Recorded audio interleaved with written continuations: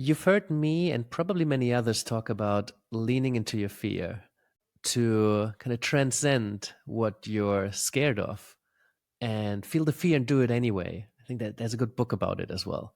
It's a really intricate balance between pushing through limiting beliefs and challenges and achieving greatness by overcoming a sense of anxiety or fear. And on the other end, keeping yourself safe, because fear is an important function of the nervous system that helps us not die and get hurt. So, what level of risk are you willing to take? I talked about snowboarding on here as well, and in sports, it's quite a good example because there is a natural fear that we often bring of getting hurt, and we can learn that there is a fear that is no longer relevant because we can uh, up our skills, learn something, we can wear protection, we can learn how to fall, we can learn that our body recovers from minor injuries quite well, and we can calculate risk and then make choices that certain risks are acceptable to us, even if we do get hurt, even if there is a risk of dying, which, many of my snowboarding trips, that was a real risk. There's the avalanches can happen, people can collide into you. Like at work, it's very rare.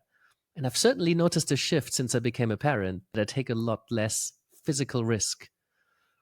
Right. So at work, it can happen too. You take too much of a risk, you might lose your job, or you might lose your livelihood, or you might need to find a new job. I mean, they're usually not existential risks as such, but they can really disrupt your life for at least some time. So when I say lean into fear, in the snowboarding example of an earlier video, it's really leaning forward, leaning into the fear so that you have more control. Because if you don't lean into that fear in snowboarding, you lose control, right? You need to lean forward rather than backwards. That's how you have control over your board. So in many work situations, I've seen that myself, and I've seen that with clients too. To challenge someone, a boss, a manager, a colleague, a client, can feel really risky.